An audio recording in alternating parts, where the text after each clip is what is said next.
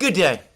Today is Wednesday, 27th August 2025, and today I'm going to say that we are in that period, a period of relative calm before the great storms in the autumn start to hit us. Relative calm in geopolitical terms.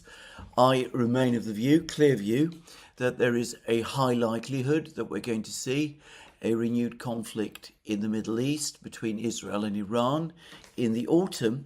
There is, by the way, an interesting article in Foreign Policy, which I notice makes exactly the identical claim. It too believes that a conflict between Israel and Iran this autumn is a very high probability. So we have conflict likely between Iran and Israel. I suspect that the great drama, the real crisis about the situation in Gaza will hit home fully in the autumn as well. And we now have big rumblings of financial crises in Britain and in France. Now, in Britain, as I discussed in a recent program, there's been a warning from a set of economists that Britain could find itself quite quickly, maybe as soon as this autumn, in a major crisis in the bond markets, one which will oblige it to do what it did back in 1976 and turn to the International Monetary Fund for a bailout. Now, I'm not going to discuss this warning in detail. On the Duran, Alex Christoforou and I have done a detailed program, a long program, in which I have discussed the situation in the British economy in detail. I made a particular point, which when I touched on this topic a few days ago on this channel, was not yet clear. I said in this program that given the extraordinary cataclysmic nature of the warning from the economists, one might have expected strong denials that this was going to happen from the Prime Minister, the Chancellor, and the Governor of the Bank of England. Strong public denials, but to my astonishment and indeed dismay, these have not truly come. Instead, what we have had are mumbled denials and basically attempts to bury the entire story, which leads me to think that there is quietly a great deal of concern within the government in Whitehall about the state of things, and that it might be as bad, every bit as bad as those economists say. I want to stress I don't know this for a fact. Nobody in government obviously speaks to me. Nobody in Whitehall at that level speaks to me either. So this is just a statement of opinion. It is not a statement based on knowledge. But the fact of the relative silence about the warning from the economists, I would say, speaks for itself. Anyway, that is extraordinary and alarming in itself. But we have now had an almost identical warning about the situation in France from none other than France's finance minister. The French government, the government appointed by Emmanuel Macron, is trying to pilot through the parliament an incredibly controversial budget, one which is seeking to deliver very significant cuts in spending on France's very large social welfare budget. And to say that this budget is controversial would be an understatement. Marine Le Pen's national rally has said that there is no electoral or political mandate for a budget like this, and they will vote it down. And the group, led somewhat uncertainly by Jean-Luc Mélenchon, I say uncertainly because I get the sense that some of its members are perhaps not fully signed up to Mélenchon's view of things. Anyway, they're saying they're going to vote against this budget as well, in which case the likelihood is that the budget will fail. The government is presenting this as a vote of confidence. If the budget is lost, the government will then have to resign, and France will be without a government. President Macron, in theory, has the option of calling new parliamentary elections. We're now a year away from the parliamentary elections he called last year, which resulted in a debacle for his party and the emergence of Mélenchon's grouping as the biggest grouping in the French Parliament, though the largest percentage of the vote was indeed won by Marine Le Pen's National Rally, which is the third biggest group in terms of parliamentary deputies. I discussed all of this in detail when it happened last year, and of course we also did dedicated programs about it on the Duran. Anyway, the point here is that Macron cannot build a stable majority in the French Parliament. The parliamentary elections last year deprived him of that majority. He's made various attempts to peel support away from Mélenchon. These have been successful up to a point, but even now, the government that he appointed, the one that's trying to pass this budget, does not have a real majority in the French National Assembly. So a year has passed under French law that should mean that entitles Macron to call fresh parliamentary elections. One might have thought that in a situation where the government cannot pass a budget, calling elections would be the right thing to do in order to create a stable majority and thus a government. But Macron refuses to do it because he worries that if he were to call such an election now, the runaway winner would be Marine Le Pen's National Rally. And the last thing he wants in the last year that he is in office, which will be 2026, is to find himself in a period of political cohabitation with a prime minister from Marine Le Pen's National Rally, commanding a government with a stable majority in the French National Assembly, which will of course marginalise Macron's ability to manoeuvre in the last year of his presidency. So for the moment, he is refusing to call elections. So France looks like it's heading for political and economic deadlock. And surprise to surprise, the French finance minister is saying that in light of this, if the government loses the vote, which I believe is due on the 8th of September, if the budget is voted down and the government loses the vote of confidence and is forced to resign, then this could create a financial crisis, a situation in the bond markets, and that could oblige France to turn to the International Monetary Fund for a bailout or a loan.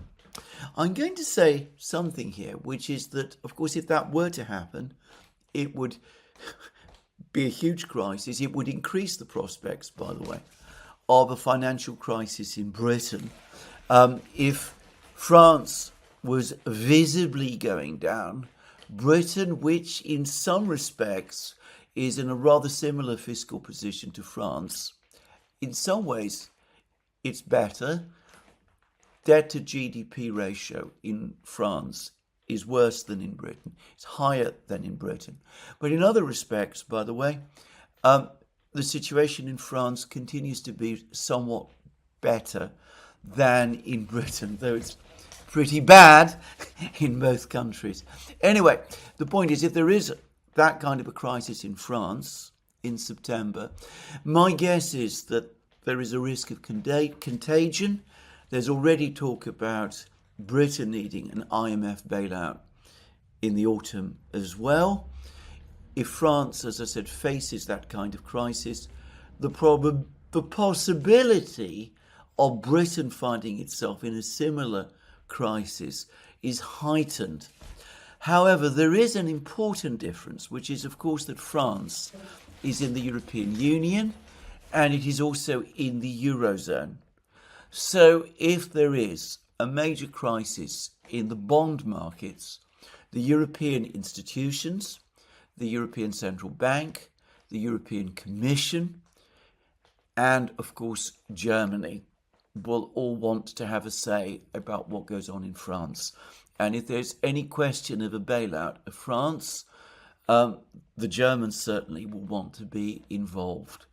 Now, a bailout of France is a massive proposition.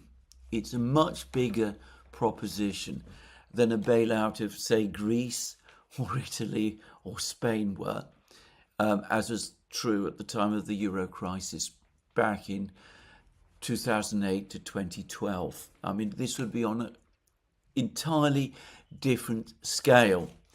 And as we know, Germany's fiscal room is diminishing rapidly as well. Chancellor Merz has embarked on a massive program of increasing debt levels in Germany, principally to fund his Ukrainian friends, to rearm Germany, as he says, and to improve German infrastructure. A project which already, to me, looks like it's going to fail on every single count. But I think the Germans, nonetheless, will not want the International Monetary Fund involved in France without Germany having a say in what happens. They will also want to be involved. They will try also to force terms upon France, and inevitably that is going to cost Germany. Reducing Merz's fiscal headspace, his fiscal maneuver room, further still, in fact, dramatically so.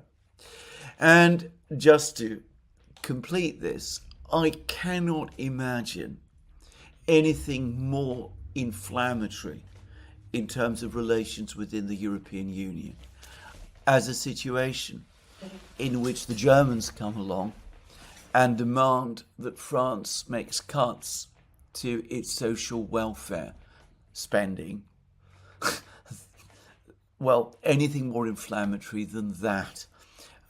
The sense of outrage and humiliation and resentment in France, if the Germans were to come along and make those sort of demands, well, I just can't even begin to imagine what would happen. If all of these things play out in that kind of way, then potentially we would be looking not just at a major financial crisis in Europe with simultaneous bailouts in Britain and France, but conceivably the biggest rupture that the European Union and the Eurozone in particular have experienced ever since the Treaty of Rome and the establishment of the European Economic Community way back in, I think it was 1960. So this is the prospect that the French finance minister is now warning us about. Now, to be clear, I don't know whether all of this is true.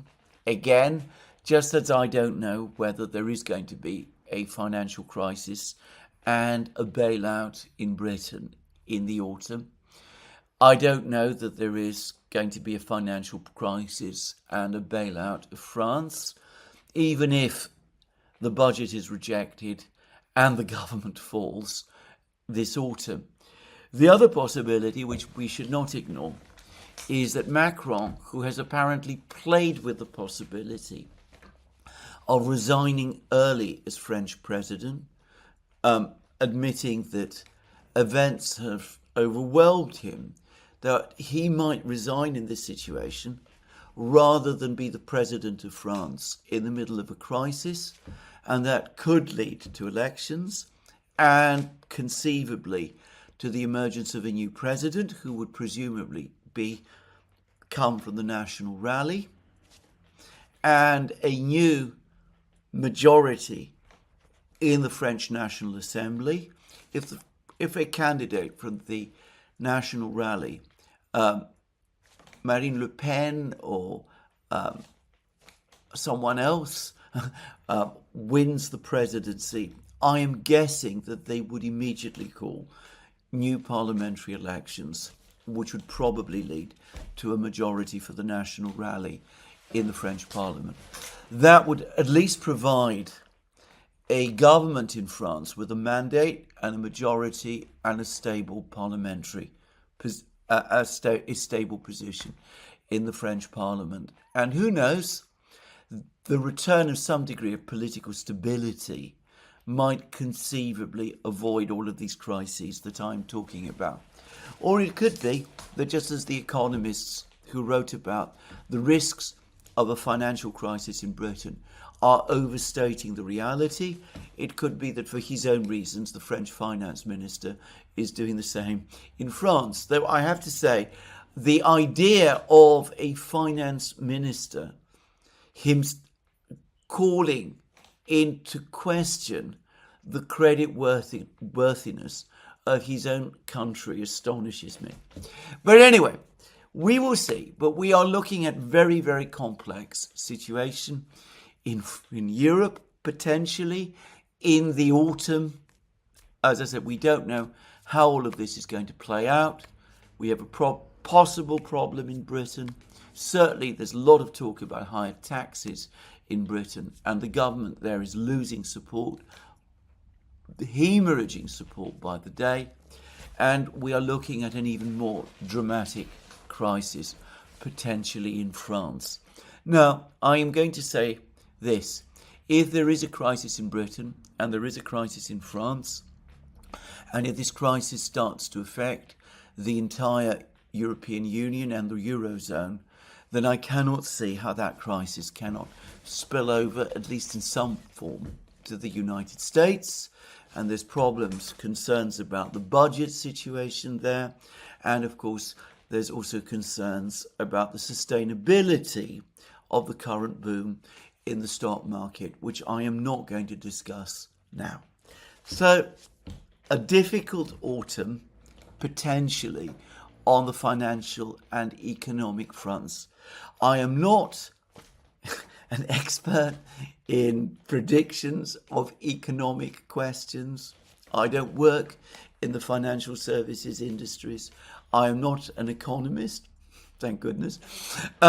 So, you don't have to go along with these opinions, and they are opinions only. But I would defy anyone to come forward and say, based on what people in Britain and France are saying, that the situation in either of these countries is good. On the contrary, it is far from good, and it is deteriorating. Meanwhile, turning back to Germany, I read a very interesting article in Eurointelligence, a very interesting magazine, by the way. I believe Wolfgang Monschau, whom I've often spoken about, and whom I consider an extremely intelligent man, is the presiding intellect behind this magazine. It is, by the way, very difficult to subscribe to. You have to contact them directly and arrange in person for a subscription. But anyway, there's an interesting piece there about Friedrich Merz, and how Friedrich Merz, the Chancellor of Germany, the man who campaigned to deal with the growing domestic problems of Germany, has now become Germany's foreign policy Chancellor. He is primarily interested in foreign policy. He has little interest, or so it seems, in other things. And Germany's foreign policy chancellor, and the article makes the point that Merz made a rare appearance in Germany to announce that he's now pushing for structural reforms, but then it pointed out that he has no actual real plan for any of these structural reforms, even as he talks about Germany's welfare budget being unsustainable. Though, as I pointed out in previous programs, that doesn't prevent him from assigning 9 billion euros a year to supporting Ukraine. And then after making these points about Germany needing structural reforms and how he's going to be committed to them, we learn that I take this again from this article in Eurointelligence, that he dashes off to Moldova, spends 2 days in France to attend a bilateral Franco-German cabinet meeting. He's talking incessantly about foreign policy. His primary objective seems to be pushing back against Russia. That seems to be what interests him most. And of course, supporting his friends in Ukraine.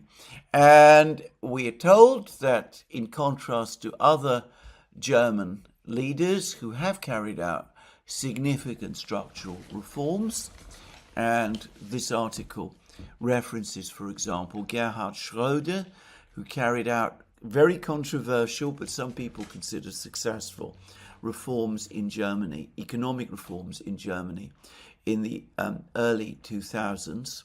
I am, by the way, unconvinced about the narrative of the success of those reforms, but never mind. Anyway, Eurointelligence points out that unlike Schröder, Merz does not have a reform agenda. He has stump speeches. He wants to cut the welfare roll, but as the article points out, that is obviously unacceptable to his coalition partner, the SPD. And I think that just about sums the situation in Germany up. There is no economic plan in Germany. The Chancellor, for all that he set himself up before he became Chancellor as the man with the plan who was going to turn Germany round and bringing it back to the system which caused Germany to thrive under Konrad Adenauer and Ludwig Erhard, the people who authored the German miracle of the 1950s and 60s. Anyway, Merz presented himself as the person who would do all of these things, very much like Keir Starmer. In practice, he shows no interest in it. His primary concern is foreign policy. It is Ukraine. It is, in fact, Russia. And we now read in the New York Times that he's busy trying to persuade members of his coalition cabinet that the right and clever and really intelligent thing for Germany to do would be to send peacekeeping forces to Ukraine after the conflict has ended and there is a ceasefire.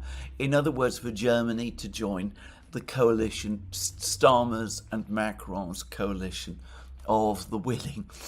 So there it is. That's Merz's brilliant plan at the moment. Again, as in the case of Macron and Starmer, it comes up with complete uninterest in and lack of knowledge of the dire reality of today's German armed forces. And of course, there's even less acceptance of this idea in Germany itself. The New York Times article says with extraordinary understatement that this whole proposal is received without enthusiasm by Merz's own members of Merz's own CDU party, or by much of the wider German public. On the contrary, I suspect that if this proposal is ever trotted out in earnest, it is going to encounter strong opposition from German society and especially from young people. The same, by the way, is true of this whole coalition of the willing idea in Britain and France. And certainly in Britain, and by the way, I believe also in France, the militaries are very, very unenthusiastic about this idea altogether. But anyway, Merz is not worried about the fact that Germany's economy is contracting for the third year in succession. He's more interested, or so it seems to me, in refighting the two world wars with the Russians all over again, without, of course, quite the same ideology or perspectives. He wants to renew the perennial conflict with the Russians, to roll them back, and he appears to believe that this is the mission he has been called to fulfill. As I said, it seems most extraordinary to me, but anyway, there it is.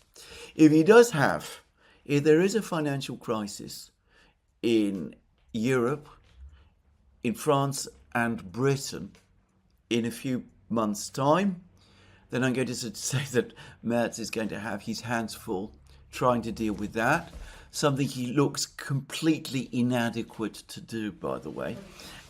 Anyway, he's going to have his hands full with that, and I think at that point, any further ideas of adventures in Ukraine, which, by the way, will enrage the Russians, the idea of German troops re-entering these territories, I think is going to provoke an immensely strong reaction in Russia, given the past history.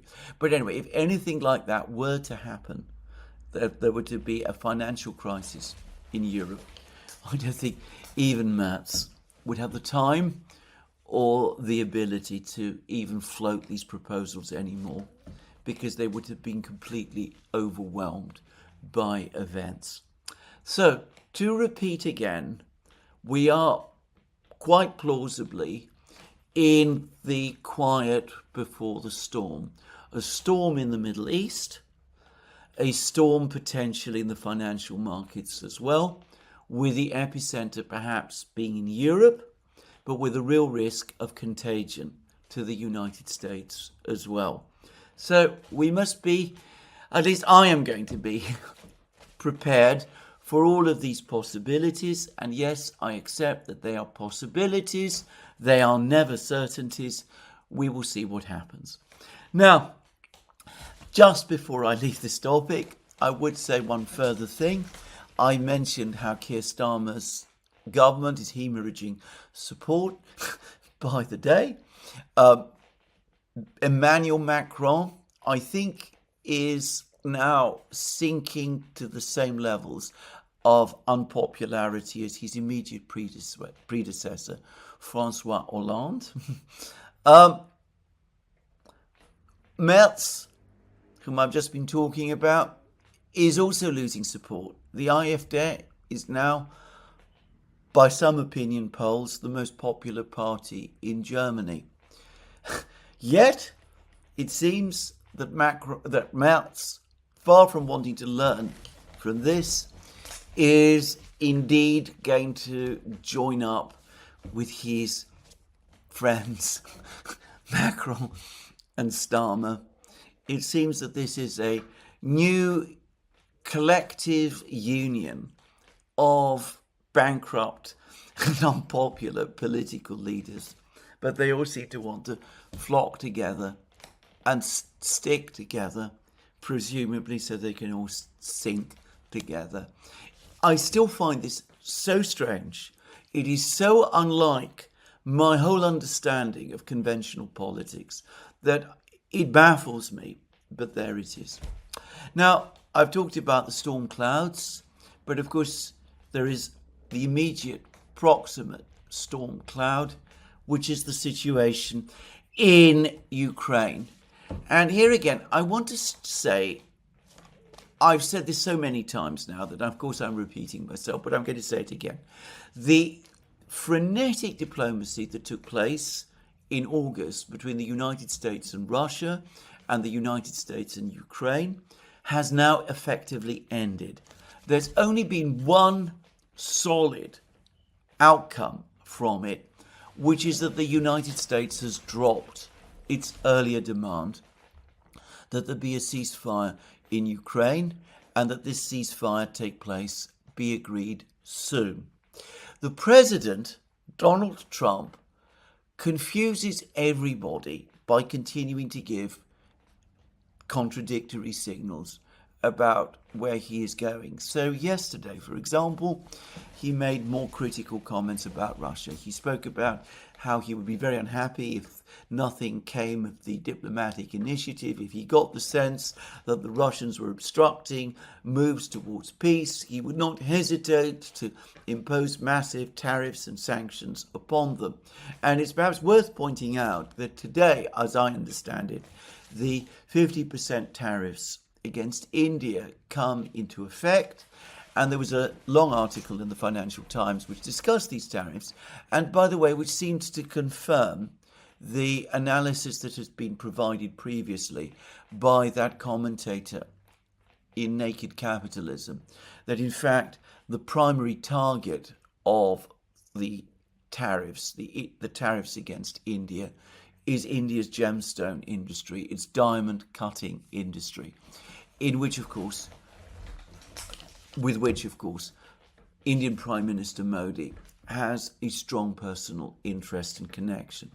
Anyway, the president continues to give contradictory signals.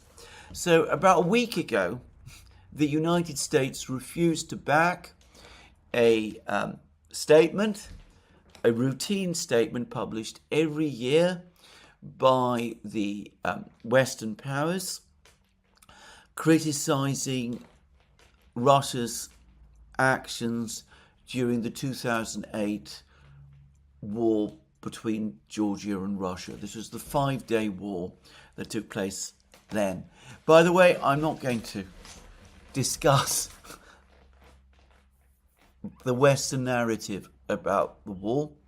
It has now become mainstream in the West that this was a war of aggression that Russia waged against Georgia, that ignores a massive analysis of the origins of the war commissioned by the European Union itself, which demonstrated quite clearly that the war was started by then President of Georgia, Saakashvili's government, and which, of course, when I went to Georgia, I found that it was universally accepted by pretty much everybody I spoke to in Georgia that it was indeed Saakashvili, not Russia, who started that war. But the Western narrative is different. And every year they've been issuing a statement criticizing the Russians for their aggressive war against Georgia. This time, the United States resiled from the statement. An unusual step, and an interesting one, and clearly consequent upon the improvement in the mood between the United States and Russia that follows from the Alaska summit. And going back to those comments of Donald Trump, of course, he bracketed criticisms of Russia with criticisms of Zelensky. Zelensky also, it seems, is partly to blame for the situation, or potentially to blame for the situation. And the president left it open that if he got the sense that Zelensky was the cause of the failure of moves towards peace, or he might get angry with him. There are, however, all of those threats of tariffs and sanctions. There's talk about more arms deliveries to Ukraine. There's reports all over the media about those Iran missiles that I spoke about 2 or 3 programs ago. Now, when I spoke about them before, I understood that these were surface-to-air missiles, apparently rather simple and cheap missiles, and I speculated that they were intended to get down drones. It turns out that that's not actually the case, that they are missiles, air-to-surface missiles, cheaper, much cheaper than Storm Shadows and Scalp missiles, which can be launched by fighter jets and which have some stealth and other capabilities and which can be used against the Russians. And supposedly the United States has authorized the supply of 3,500 of these missiles to Ukraine at a cost of $800 million. Now, there's a number of things to say here. President Trump has been going out of his way to insist that the United States is no longer providing or spending any money on Ukraine. It's not spending money on supplying weapons to Ukraine. It is no longer providing money for Ukraine's civilian economy. Presumably then, this $800 million bill for these missiles is going to be paid ultimately by the Europeans. I mean, that's the logic of what Trump is saying. Now, I would say quickly, I've already said this before, but I'm going to quickly add that despite the president's protestations, I believe that some money from American taxpayers is indeed still going to Ukraine. For example, money that is being transferred to Ukraine as part of its lending program by the International Monetary Fund. Just saying. But presumably, the money for these missiles is going to come from Europe. Now, the problem I have with this is that I'm not actually clear whether these missiles even exist, whether we're talking about missiles that have already been produced or which are going to be placed in production, or whether this is just a project to develop these missiles. There's even some uncertainty, I've noticed in some of the articles, as what the exact designation of these missiles is. Perhaps some of you who follow these things can clarify all of this for me, but I've read various articles about this purported missile delivery, and well, like a pointillist painting, the closer you get to the detail, the more obscure the story becomes. So it could be that there is actually a genuine quantity of missiles that are about to be delivered to Ukraine. The Belgians are apparently saying that they're about to deliver another batch of F-16s to Ukraine. The F-16s, which, by the way, have proved an almost complete failure.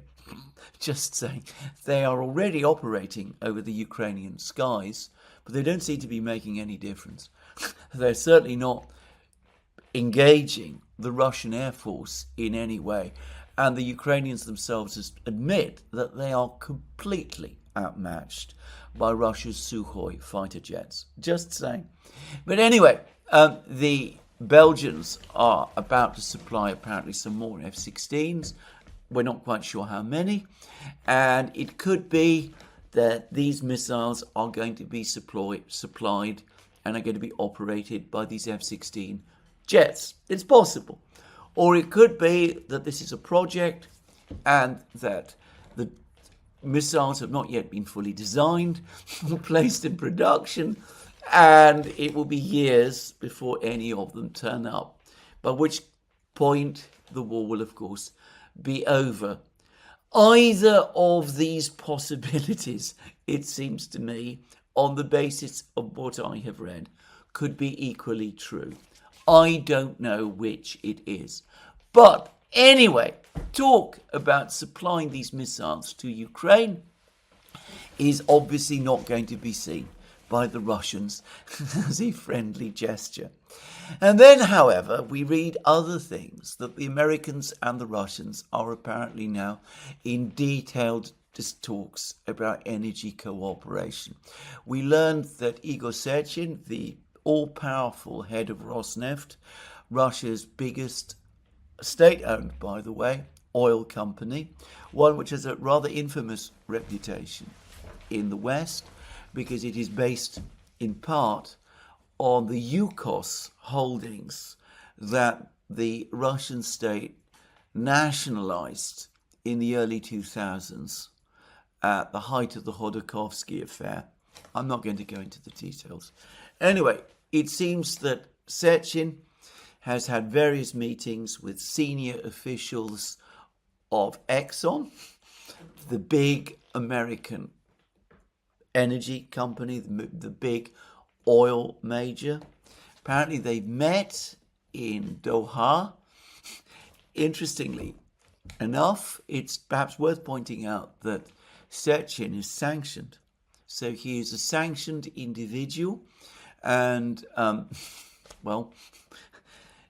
if he's sanctioned, American business people perhaps shouldn't be meeting with him, but it seems that they are. And there's talk about Exxon returning to Russia, resuming its work in Sakhalin, and that's an island off Russia's Far East where there was a major project, liquefied natural gas project and oil project as well. Anyway, Exxon might want to return there. All of those Exxon assets, by the way, were confiscated by the Russian authorities, but the Exxon apparently wants to negotiate their return. And of course, before the 2014 crisis, Exxon also had a major stake, or wanted to establish itself, in oil and gas exploration projects in the Russian Arctic. Now, all of this presumably is conditional on some kind of agreement between Russia and the United States, which would involve the lifting of sanctions. Now, President Trump and other US officials have linked that kind of agreement to an ending of the conflict in Ukraine. But there is no sign at the moment of an ending of the conflict in Ukraine. And Exxon, which I happen to know is an extremely well-informed company, must know that. So, why then are they meeting with the Russians and talking to them? So all of this is going on. There's all these contacts between the Americans and the Russians taking place. None of this leading anywhere very far. And as I said, the president himself giving and encouraging contradictory signals. The link up, a potential link up between Exxon and Rosneft, between the American and Russian oil industries, would, by the way, make perfect economic sense from the president's point of view. We discussed it recently in a live stream that we did on the Duran with the American lawyer, the American attorney, Robert Barnes, that Trump, for political and economic reasons, wants a stable oil price, that this is of paramount importance for him to achieve his various objectives. And that cannot be guaranteed if one of the big three oil producers and exporters, which is of course Russia, is not involved in some way and does not play ball on this topic with the United States. So we have all of these contradictory signals going on. The Americans making negative signals, continue to threaten the Russians with sanctions, continuing to talk about arms deliveries to Ukraine, new exotic air-to-surface missiles. The Americans at the same time pulling back from statements, supporting statements in the United Nations critical of Russia, and undertaking secret discussions or semi-secret discussions with the Russian oil industry about future energy cooperation. Now, there are three theories about American behavior here. Theory one is that the President of the United States knows exactly what he's doing, that he wants to extricate the United States from unwinnable and indeed lost war in Ukraine, that he understands the importance of a strong relationship with Russia for the United States, for all the reasons that I said and others as well, and that this is his real priority. That is what the summit in Alaska ultimately was all about. And all of the unfriendly signals towards Russia, the sanctions and the threats of sanctions and the tariffs and the threats of tariffs and the arms deliveries to Ukraine and all of that, these are cover to execute that plan, to cover to fool and delude the Europeans and the neocons in the United States. So that's one view. There is the other view, which is the diametrically opposite one, which is that the president secretly is himself, if not a neocon, at least someone who is as hostile to Russia as the entire mainstream in the United States, that this is all an elaborate plan, a cunning plan to fool the Russians by pretending to be nice to them, to agree to a freezing of the conflict and security guarantees to Ukraine and ultimate NATO membership for Ukraine, and that all the friendly gestures to Russia, the meeting of the oil executives, the failure to support this statement, that all of this is a subterfuge to trick the Russians into doing these things. There is the third view, which is mine, which is that the president himself is unable to make up his mind. Intellectually, I think he does understand that some kind of rapprochement with Russia is essential. He has also spoken recently about the need for some kind of work with the Russians to bring the nuclear arms race under control. I have discussed this in many programs.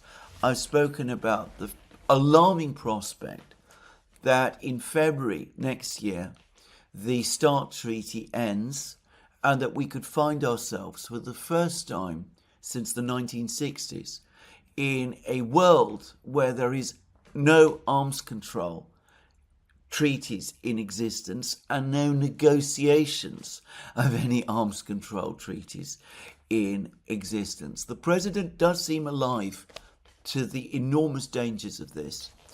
So I think most of his mind, part of his mind, understands the need for a rapprochement with the Russians. He understands that the conflict in Ukraine was a disastrous mistake by the United States and by the collective West, that some kind of dialogue and understanding with the Russians is essential, and preferably that there should be a wider economic partnership with them, at least on a limited level as well.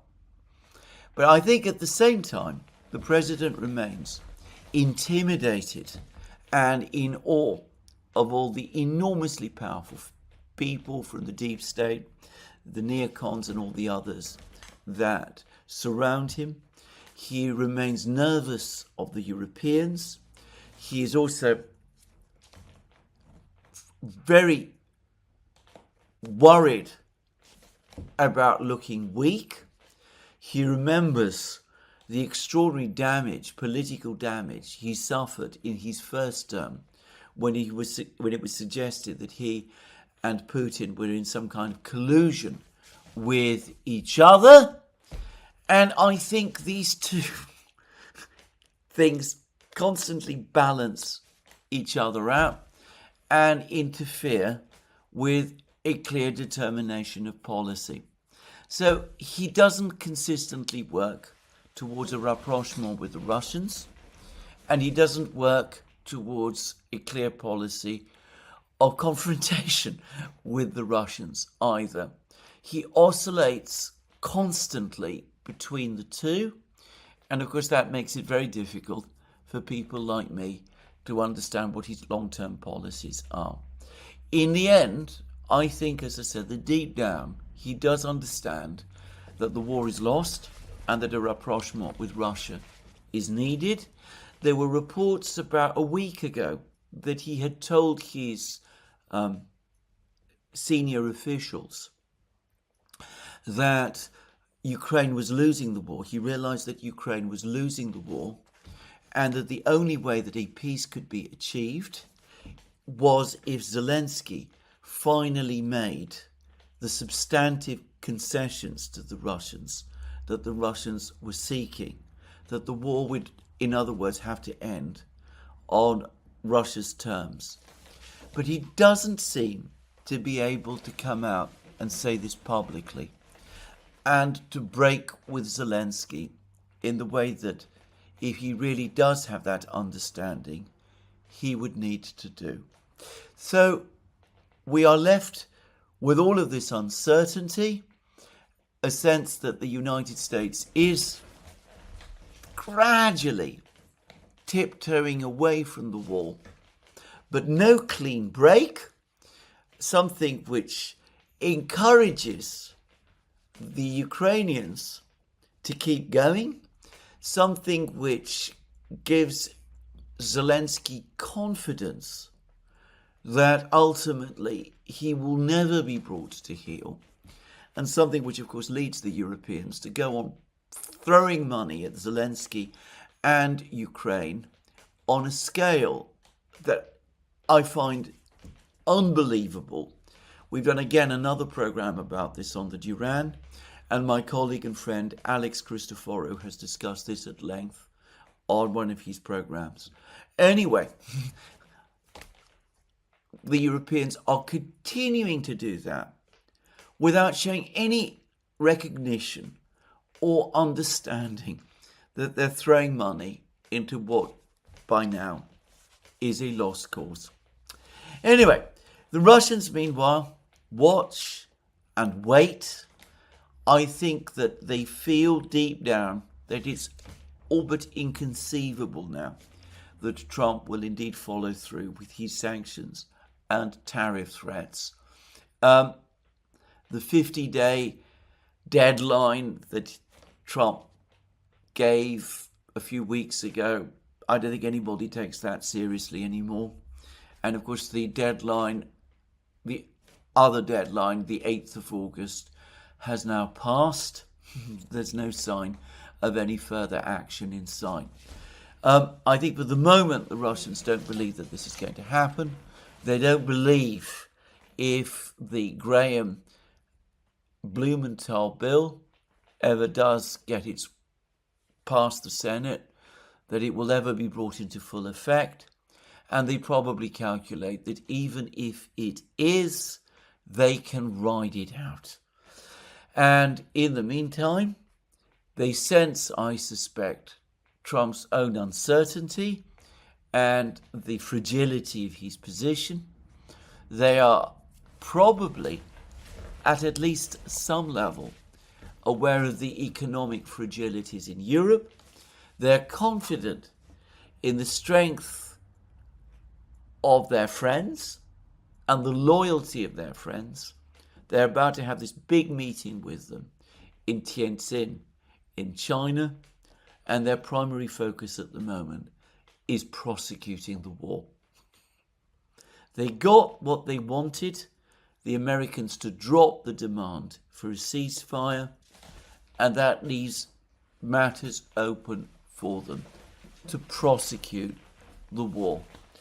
And it is to the war that I will now come. Now, in my previous program, I said that we would probably, after this pause in information about the situation in Pokrovsk in particular, we would probably start to get information which would show that the Russians were indeed pressing forward in various places. And well, we haven't had a deluge of information over the last 24 hours. I sense that the Russians are still holding information back, but we are indeed starting to get some information. Some of it coming, by the way, from Ukrainian sources. So the first is a video which shows a Ukrainian tank, probably a Leopard 2. I know that there are some Leopard 2s in Pokrovsk. A Ukrainian tank operating in the Shakhtarsky micro-district in southwest Pokrovsk. This is the main fortified area of the town. It's where the big the big high-rise apartment buildings, the big Soviet apartment buildings, natural fortresses in many places are located. And this tank moved towards one of these apartment buildings at the southernmost, westernmost tip of the Shakhtarsky micro-district and started to shell this big building, this apartment building. And we could see the apartment building being in part destroyed. The point is that for the Leopard tank to be doing that, that building must have been under Russian control. Now that all but confirms that the Russians have established a presence of some kind in the Shakhtarsky micro-district. It's perhaps too soon to say that this is the start of a storming operation of the Shakhtarsky micro-district. As I said, the key fortified position of the Ukrainians in Pokrovsk, it could have been a reconnaissance group that had managed to sneak into the Shakhtarsky micro-district and had managed to occupy this building. Just saying. But there is a possibility that the Russians have indeed broken into the Shakhtarsky micro-district and a storming operation has now begun. There are also reports, and again these are coming from Ukrainian sources mostly, that the Russians have expanded the area of control that they have in the village of Rodinska, north of Pokrovsk. This is the village, discussed it many times, which sits alongside the main supply road, what was the main supply road, leading into Pokrovsk for the north. This supply road is by now completely unusable. The Russians are much too close to it.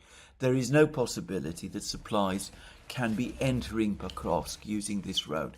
But if Rodinska is captured by the Russians, then the Russians are in a very, very strong position. They can enlarge whatever territory they control west of the road.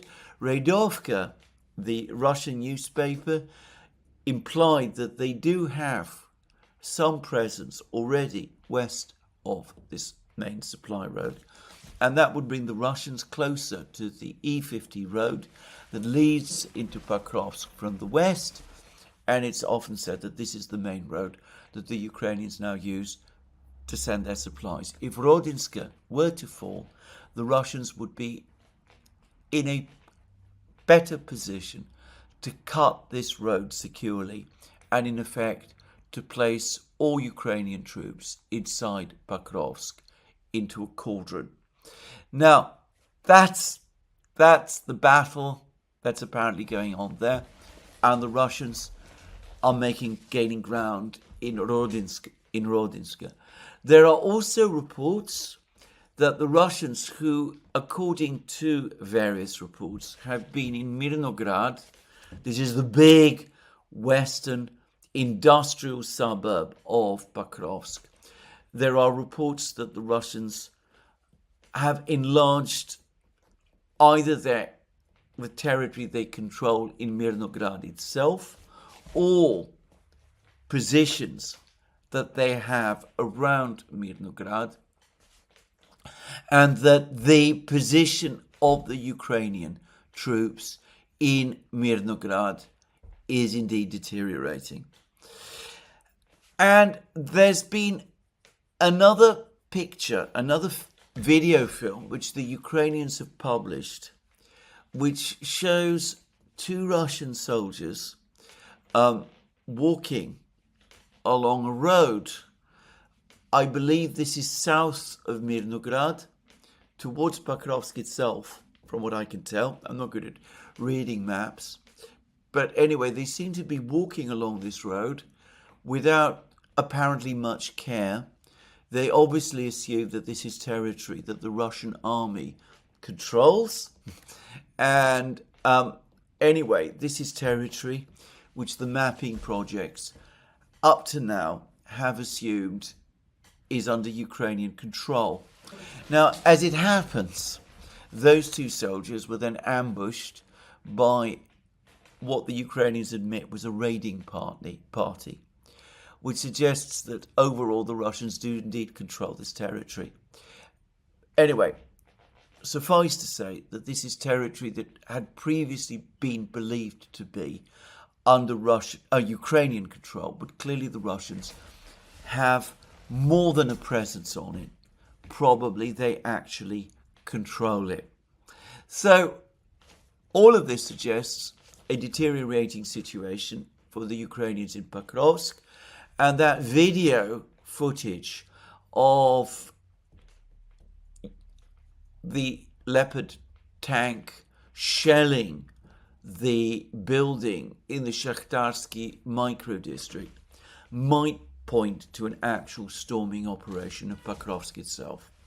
Now, the other thing that we know has been happening, and about which there is now footage, is that the Russians have been bombing Dobropilia, the town located to the northwest of Pokrovsk. They've recently been bombing it heavily. When I say bombing, this is fab bombs launched against Dobropilia by the Russian Air Force, Sukhoi 34 fighter bombers.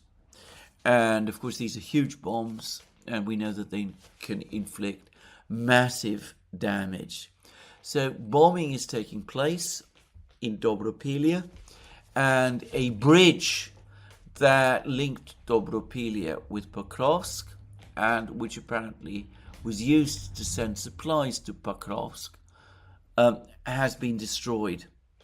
Now, that suggests that the Russians are taking further steps now to close the supply roads leading into Pokrovsk, to cut off Pokrovsk from supplies, which may suggest that these storming operations in Mirnograd, the Shakhtarsky micro-district, and Rodinsk are indeed underway, and that the Russians perhaps are anticipating the capture of Rodinsk fairly soon.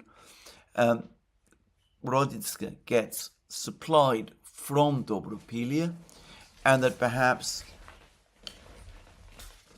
this attack on this bridge points to a bigger storming operation in Pokrovsk itself. It's all, for the moment, fragmentary. I suspect that we're going to get a lot more news over the next couple of days. There's further news that the Russians are now edging closer towards the village of Shakhove, to the northeast of Pokrovsk, broadening the breakthrough area significantly. If it's captured, then, as I said, this will probably mark a major decisive change in the contours of the battle. But I am starting to get the sense that we moved in Pokrovsk possibly away from a situation that existed until a few days ago of attrition, of the Russians drawing Ukrainian reserves to the Pokrovsk area and then attritioning them with special forces groups carrying out ambushes, with Rubicon drones, with bombing, that we're now moving from that point towards a possible outright attempt to storm these locations, Mirnograd, Shakhtarsky microdistrict, and Rodinska, preparatory to a final storming and eventual capture of Pokrovsk. Again, to repeat a point I make many times, I am not there. I do not know. It may be that I'm completely wrong about all of this. As I said, the information is still fragmentary. I'm trying to put the pieces together. It's quite possible that I'm putting them together wrongly. We shall just have to wait and see. What is, I think, widely acknowledged is that southwest of Pokrovsk, the Russian advance towards the Dnieper continues. The Ukrainian counterattacks in that area seem to have been brushed aside. The Ukrainians are now admitting that the Russians have captured positions inside Dnipropetrovsk region. This is the first admission about that from the Ukrainians. It came yesterday. The Russians, of course, have confirmed that they've been present in Dnipropetrovsk region for some weeks now, but the Ukrainians up to now have been denying it. Anyway, the Russians pushing gradually further west towards the river. It doesn't seem as if the Ukrainians are in much of a position to resist the Russians. And I discussed yesterday the critical situation the Ukrainians are facing in Kupiansk, Liman, Konstantinovka. I'm not going to add anything to that. More interesting, or rather more suggestive, are reports, increasing reports, which are now starting to point towards a possible Russian attempt to recapture the city of Kherson, to conduct some kind of amphibious operation across the river. Now, Saldo, the Russian-appointed governor of Kherson region, has recently said that the Russians have completed all the preparations for an amphibious operation to recapture the city of Kherson. All that remains is an order. Now, what is interesting, and what I think hardly anybody has noticed, is that Saldo also has just had a meeting in the Kremlin with no less a person than Putin himself. And the meeting was about the economic and social situation in Kherson region. At least that's what the Kremlin readout tells us. But I noticed that it was only a readout, not a transcript, and it's quite likely that they discussed other things, perhaps military operations as well. I don't know. Anyway, one thing is indisputable. Firstly, that there are a large number of Russian troops now concentrated on the east bank of the river, opposite Kherson city, but then they have been there for a long time.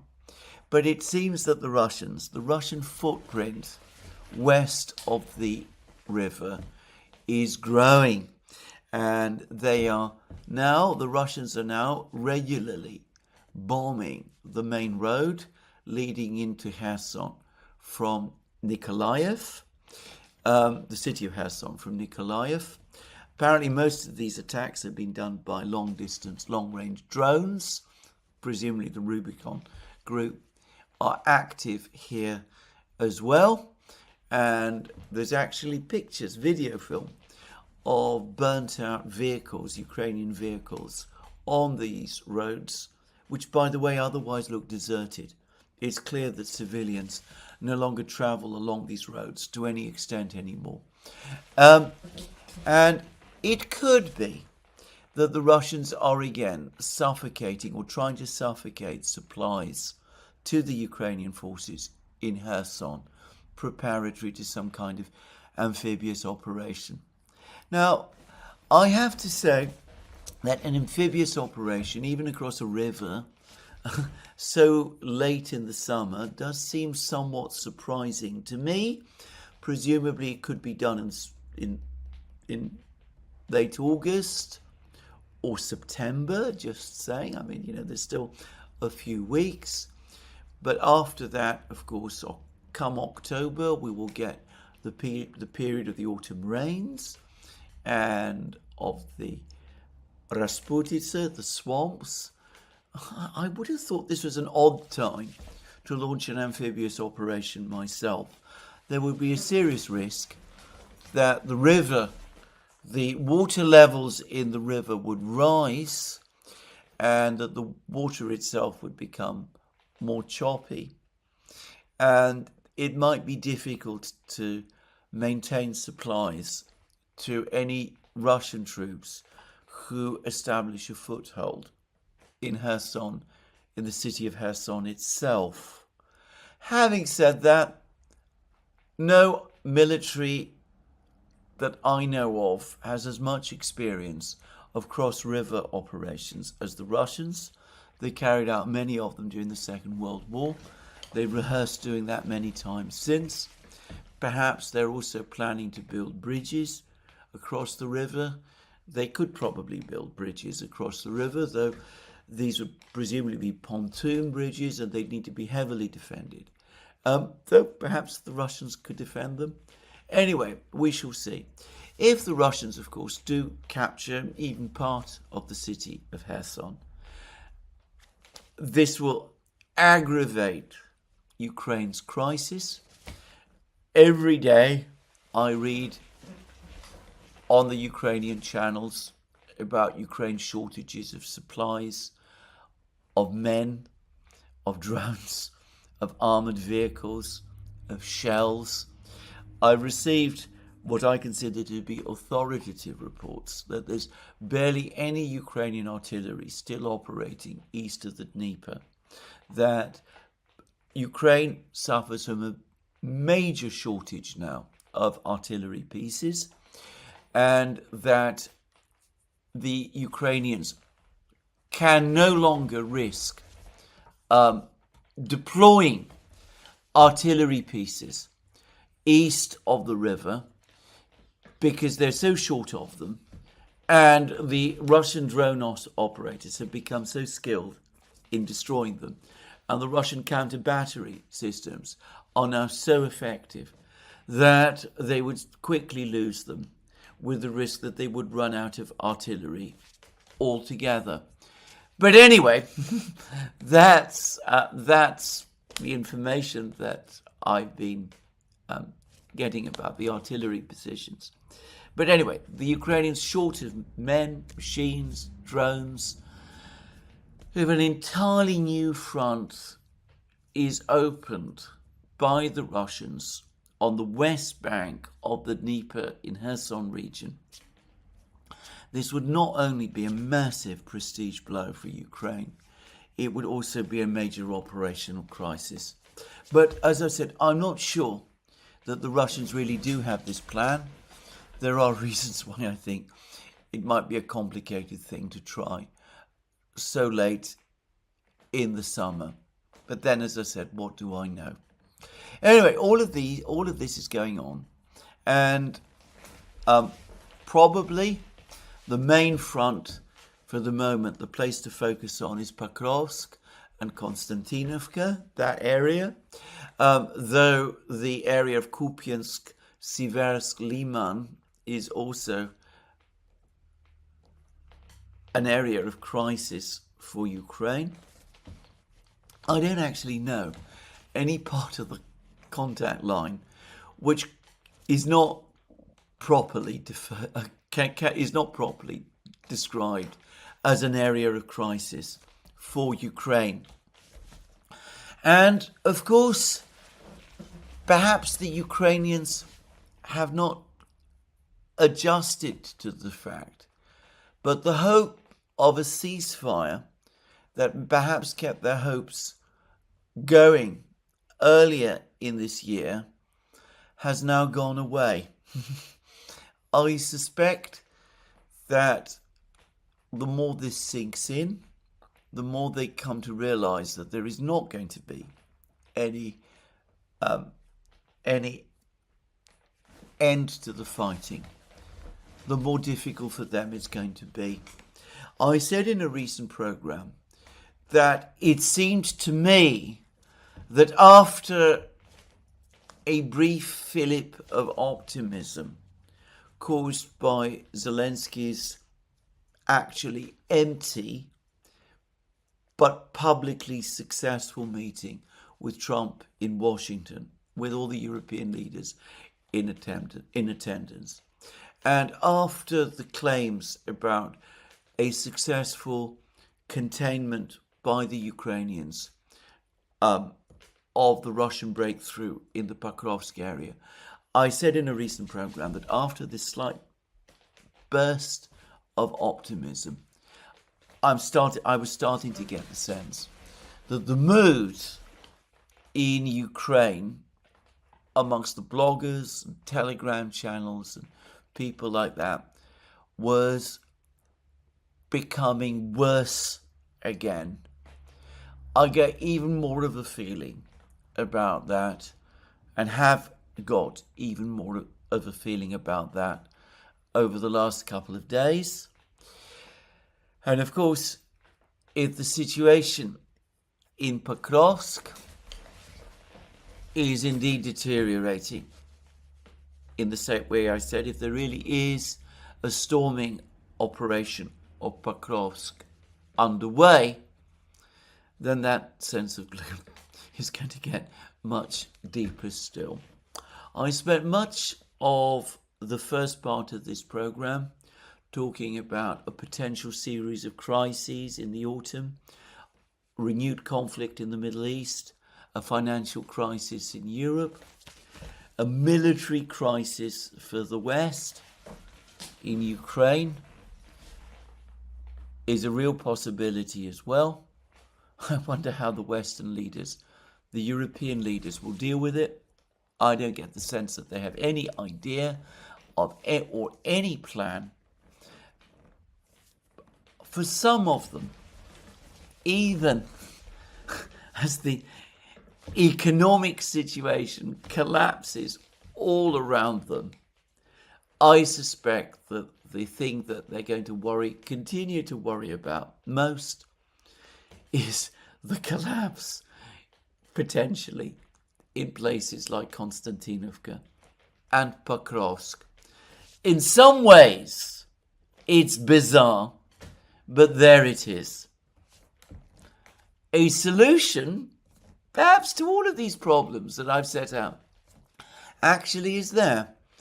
Opening discussions with the Russians, sending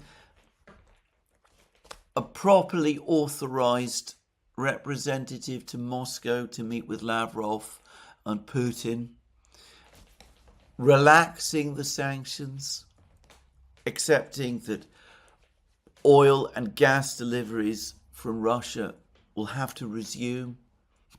All of this probably would stabilize the situation ahead of the stormy autumn, which I believe is coming. But don't look for any of that from the leaders of Europe. Anyway, this is where I finish my program today. Let me remind you again, you can find all our programs on our various channels, Locals, Rumble and X. You can support our work via Patreon and subscribe star links under this video. Last but not least, please remember to tick the like button and to check your subscription to this channel. That's me for today. More from me soon. Have a very good day.